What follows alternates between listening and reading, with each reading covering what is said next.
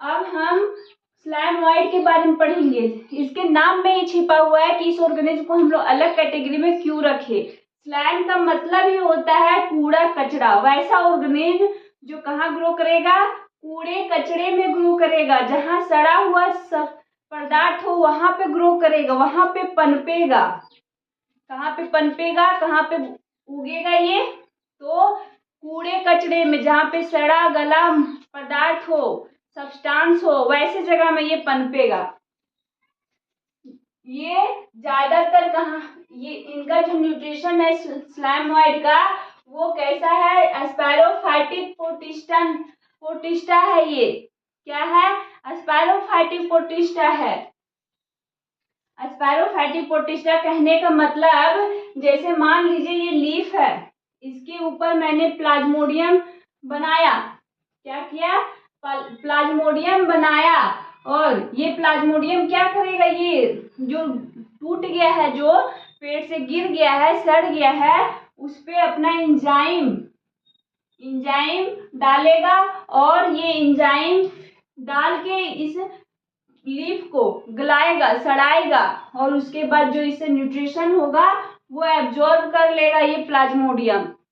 इस प्रोसेस के थ्रू अपना न्यूट्रिशन लेते हैं, और इसे हम एस्पैरोफाइटिक कहते हैं। जो दूसरे पर डिपेंड हो और वह एंजाइम रिलीज कर ले, पहले बाहर ही तोड़ ले, वो जो वो फूड है उसे वो बाहर ही पहले गला ले। जैसे हमारे केस में, ह्यूमन के केस में होता है कि हम भोजन लेते हैं, उसके बाद हमारा डाइजेशन होता है। लेकिन एस्पैरोफाइट में ये पहले वो खाना को गला लेते हैं, पचा लेते हैं, उसके बाद एब्जॉर्ब करते हैं, उसके बाद वो लेते हैं। तो पहले एंजाइम को डाल के इन्होंने गलाया, उसके बाद अपना न्यूट्रिशन ले लिया, तब ये प्रोसेस को हम लोग एस्पैरोफाइटिक कहते हैं। यानी कि स्लैमोइड जो है वो हेटेरोट्रॉप न्यूट्रिशन शो करते हैं। इसे हम पोर्टिस्टन फंगी के नाम से भी जानते हैं। आइए हम एक एक करके इनका फीचर देखते हैं। ये कहाँ ग्रो करते हैं, डीकेइंग मतलब सड़ा गला, सड़े गले पदार्थ पे या फिर लीफ पे, जो मर गया है जो लीफ, उस पे ये पनपते हैं, उस पे ग्रो करते हैं। अगर स्लैमोइड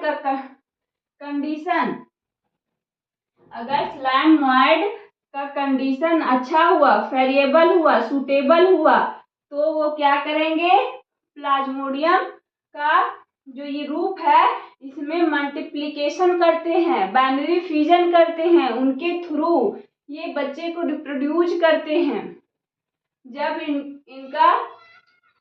जब ये स्टेबल कंडीशन में होते हैं, अच्छे कंडीशन में होते हैं, तो ये अपने आप को एग्रीगेट कर लेते हैं। एग्रीगेट कहने का मतलब है अपने आप को एक जगह जमा कर लेना, एक जगह जमा कर लेना। और वो किसका फॉर्म करते हैं, प्लाज्मोडियम का, जो ऐसा दिखाई देता है। प्लाज्मोडियम ऐसे दिखाई देते हैं, जो अपने आप को ग्रो करते हैं।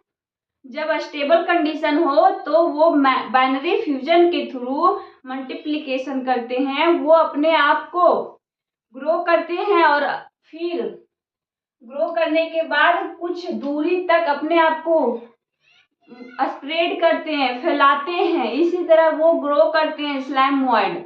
जब सुटेबल कंडीशन होता है, सेवरल फीट तक वो अपने आप को ग्रो करते हैं। ये 2N होते हैं। इनका डिप्लॉयड स्टेज ही होता है।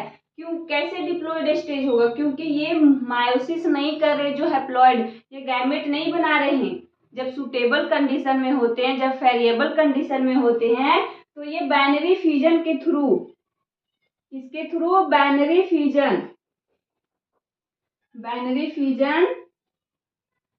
फ्यूजन के थ्रू ये रिप्रोडक्शन करते हैं, और अपने आप को 1 से 2, 2 से 4 ऐसे स्प्रेड करते हैं, अपने आप को फैलाते हैं। यहाँ पे डिप्लॉयड कंडीशन ही रहता है, क्योंकि यहाँ पे माइटोसिस मियोसिस नहीं हो रहा, यहाँ पे माइटोसिस का प्रोसेस होगा। माइटोसिस माइटोसिस होने की वजह से उसका जो डिप्लॉयड कंडीशन है वो चेंज नहीं होता है और ये मल्टी न्यूक्लिएटेड होते हैं। ये जो मैं डॉट डॉट बनाए हूँ ये न्यूक्लियस है, इसमें एक न्यूक्लियस नहीं पाए जाते। ये एक सेल है लेकिन इसमें एक न्यूक्लियस नहीं, बहुत सारे न्यूक्लियस पाए जाते हैं। जब ये बाइनरी फ्यूजन होता है तो न्यूक्लियस तो डिवाइड करते हैं, लेकिन न्यूक्लियस तो डिवाइड किए लेकिन साइटोप्लाज्म डिवाइड नहीं करते, जिसके वजह से इसमें बहुत सारे न्यूक्लियस पाए जाते हैं। ये प्लाज्मोडियम का केस है। मेन स्टेज स्लाइमोइड का प्लाज्मोडियम के रूप में ही रहता है जो मल्टी न्यूक्लिएटेड होता है। क्या होता है? Multi nucleated. Multi nucleated condition रहता है।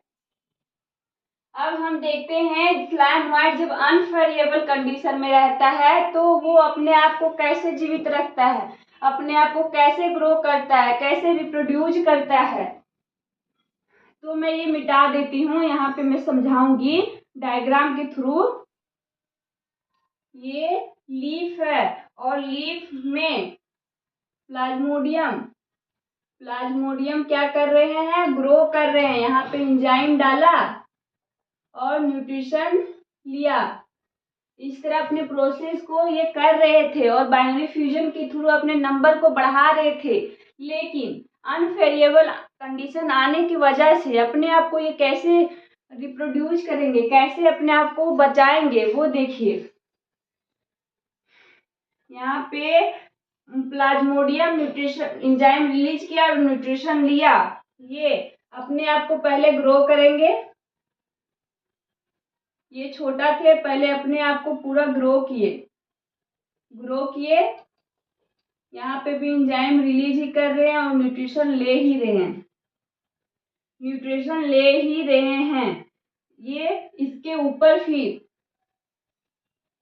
ऊपर फ्रूटिंग बॉडी का फॉर्मेशन होगा।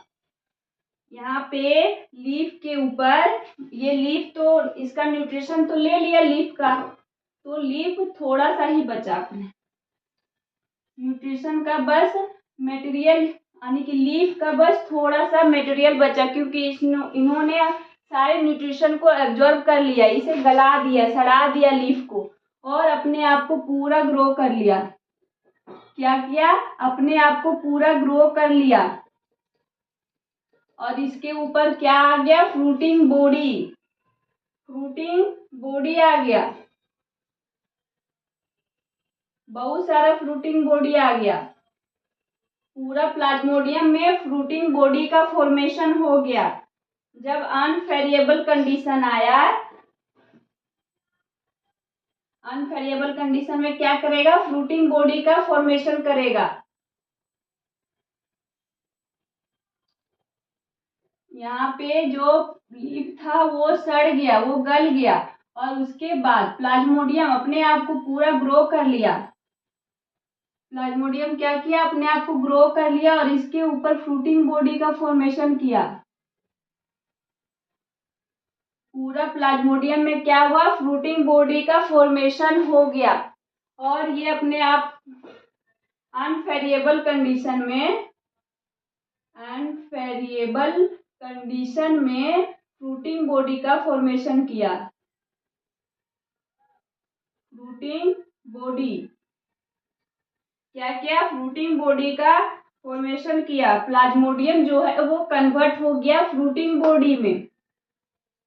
उसके बाद ये ग्रो करेंगे, फ्रूटिंग बॉडी क्या करेंगे? ग्रो करेंगे।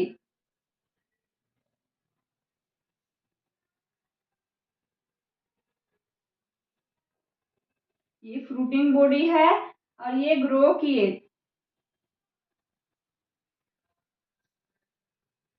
ये क्या किए? ग्रो किए।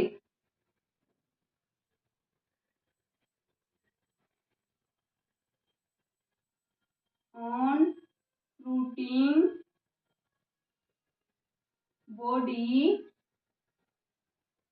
Fruiting body spore form. क्या किया, स्पोर को फॉर्म किया। यहाँ पे फ्रूटिंग बॉडी पर स्पोर बन गए, स्पोर का फॉर्मेशन हुआ। और ये स्पोर जो है, ये स्पोर एयर के थ्रू इसके किनारे किनारे सेल वॉल भी प्रेजेंट होंगे। प्लाज्मोडियम के कंडीशन में सेल वॉल एब्सेंट थे, लेकिन यहाँ पे स्पोर के ऊपर सेल वॉल प्रेजेंट होते हैं। क्या होते हैं, सेल वॉल प्रेजेंट होते हैं। फ्रूटिंग बॉडी के ऊपर क्या बना, स्पोर बना, जिसके ऊपर सेल वॉल प्रेजेंट होते हैं। सेल वॉल क्या करने में हेल्प करता है, इन्हें सालों सालों तक इन्हें प्रोटेक्ट करके रखता है। और ये जो स्पोर का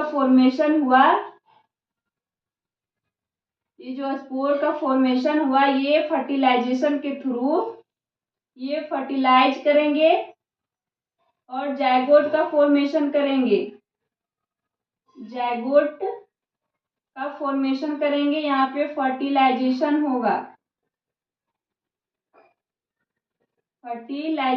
होगा और ये स्पोर का फॉर्मेशन करेंगे और ये जायगोट फिर से प्लाज्मोडियम में कन्वर्ट हो जाएगा। ये स्पोर जो है वो गैमेट बनाते हैं पहले। यहाँ पे मैं एक स्टेप लिखना भूल गई, मैं फिर से बताती हूँ। ये पहले गैमेट का फॉर्मेशन करेंगे। ये क्या करेंगे, गैमेट का फॉर्मेशन करेंगे, उसके बाद फर्टिलाइजेशन करेंगे, उसके बाद जायगोट बनाएंगे। यहाँ पे क्या होगा, फर्टिलाइजेशन। ये क्या है, गैमेट है और ये स्पोर है। इस स्पोर में क्या होगा, मैं फिर से बताती हूँ। जैसे ये स्पायरोफाइटिक के थ्रू अपना न्यूट्रिशन लेते हैं, तो ये एंजाइम रिलीज किए और न्यूट्रिशन को लिया इन्होंने। इसी तरह अपने आप को ग्रो किया। जब इनके पास वेरिएबल कंडीशन था, तो अपने आप को ये ग्रो किए, न्यूट्रिशन लेते गए और अपने आप को ग्रो करते गए। जब अनवेरिएबल कंडीशन आया तो इन्होंने फ्रूटिंग बॉडी बनाया। क्या बनाया, फ्रूटिंग बॉडी। और जब फ्रूटिंग बॉडी बन गया, प्लाज्मोडियम पर फ्रूटिंग बॉडी बन गया, तो स्पोर का फॉर्मेशन किया इन्होंने, और ये स्पोर हैप्लॉइड स्टेज में है और ये डिप्लॉइड स्टेज में था। यहाँ पे स्पोर में मियोसिस होता है। क्या होता है, मियोसिस होता है, जिसे हम स्पोरिक मियोसिस कहते हैं। क्या कहते हैं, स्पोरिक मियोसिस। ये स्पोर का फॉर्मेशन किया और ये स्पोर के ऊपर सेल वॉल होते हैं। प्लाज्मोडियम में सेल वॉल एब्सेंट होते हैं जब वो प्लाज्मोडियम के कंडीशन में होता है। जब वो रिप्रोडक्टिव फेज में आता है या फिर स्पोर का फॉर्मेशन होता है, उसके चारों ओर सेल वॉल का फॉर्मेशन हो जाता है, जो सालों दर सालों तक इन्हें प्रोटेक्ट करता है, सेल वॉल। और ये जो स्पोर है वो गैमेट में कन्वर्ट होता है और ये गैमेट फर्टिलाइजेशन का प्रोसेस कंप्लीट करके ये जायगोट का फॉर्मेशन करते हैं। क्या करते हैं, जायगोट का फॉर्मेशन, और ये फिर प्लाज्मोडियम के रूप में अपने आप को कन्वर्ट कर लेते हैं। आई होप आपको ये लाइफ साइकिल समझ में आया होगा।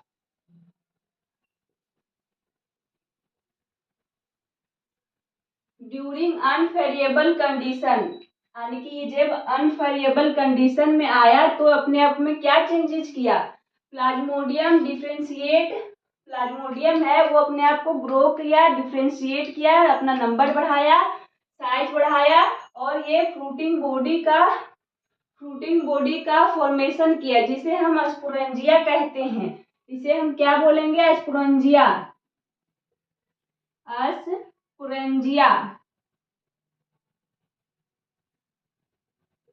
स्पोरेंजिया नाम देंगे। फ्रूटिंग बॉडी को क्या बोलेंगे? Sporangia. Bearing spore at their tip, ये अपने टिप में, टिप मतलब होता है छोर, ऊपरी छोर को हम लोग टिप बोलते हैं और नीचे वाला को हम लोग बॉटम बोलते हैं। तो जो टिप है वहां पे स्पोर का फॉर्मेशन करेगा, बियर करेंगे, यानी कि स्पोर को वो वहीं पे बनाएंगे। Spore possess true cell wall, जो किससे बना हुआ होता है? सेलुलोज का। जो स्पोर है वो ट्रू सेल वॉल, यहाँ पे सेल वॉल का भी फॉर्मेशन होगा। जो सेल वॉल है वो क्या का बना हुआ रहेगा? तो सेलुलोज का। ये जो स्पोर बना वो क्या, कैसे बाहर स्प्रेड होंगे? तो एयर करंट के थ्रू, हवा के झोंके के थ्रू वो फैलेंगे कुछ दूरियां तक। होलोकार्पिक, होलोकार्पिक कहने का मतलब है जो ये प्लाज्मोडियम है, ये जो प्लाज्मोडियम है उस पे फ्रूटिंग बॉडी पूरा शरीर में बनेगा, ये नहीं कि किनारे बना, ये पूरा शरीर में फ्रूटिंग बॉडी का फॉर्मेशन करेगा, उसे हम होलोकार्पिक बोलते हैं। और पॉलीसेंट्रिक का मतलब होता है कि Plasmodium form several fruiting body, एक फ्रूटिंग बॉडी नहीं बनाएगा, बहुत सारा फ्रूटिंग बॉडी बनाएगा, जिसके वजह से पॉलीसेंट्रिक बोलते हैं। पॉली का मतलब ही होता है कि एक, दो या दो से अधिक फ्रूटिंग बॉडी अगर वो बनाए तो हम उसे पॉलीसेंट्रिक कहते हैं। जो स्पोर फॉर्म किया है वो मियोसिस के थ्रू, मियोसिस होता है उस स्पोर में मियोसिस होता है, उस प्रोसेस को हम लोग स्पोरिक मियोसिस कहते हैं। क्या बोलते हैं? Sporic meiosis. कैरियोकाइनेसिस अकर, यहाँ पे प्लाज्मोडियम में जब ये जाइगोट फॉर्म हुआ, ये जाइगोट जब फॉर्म हुआ तो इसमें, ये जाइगोट में क्या होगा? कैरियोकाइनेसिस होगा, लेकिन साइटोकाइनेसिस नहीं होगा। कैरियोकाइनेसिस का मतलब है कि न्यूक्लियस डिवाइड करेगा। कैरियोकाइनेसिस का मतलब होता है न्यूक्लियस का डिवाइड करना, और साइटोकाइनेसिस का मतलब होता है साइटोप्लाज्म का डिवाइड करना। लेकिन यहाँ पे ये जाइगोट जब अपने आप को ग्रो करेगा तो न्यूक्लियस तो डिवाइड होंगे ही, तभी तो ये मल्टी न्यूक्लिएटेड ऑर्गेनिज्म है। न्यूक्लियस तो डिवाइड करेंगे, लेकिन साइटोप्लाज्म डिवाइड ना होने की वजह से यहाँ पे न्यूक्लियस का नंबर बहुत अधिक हो जाएगा, और अधिक होने की वजह से हम प्लाज्मोडियम को क्या बोलते हैं? Multi nucleated organism. I hope आपको ये लाइफ साइकिल इसका समझ में आया होगा। स्लैम वर्ड अपने आप को कैसे जीवित रखते हैं ये समझ में आया होगा। आशा करती हूँ कि आपके लिए ये वीडियो हेल्पफुल रहा होगा। धन्यवाद, थैंक यू।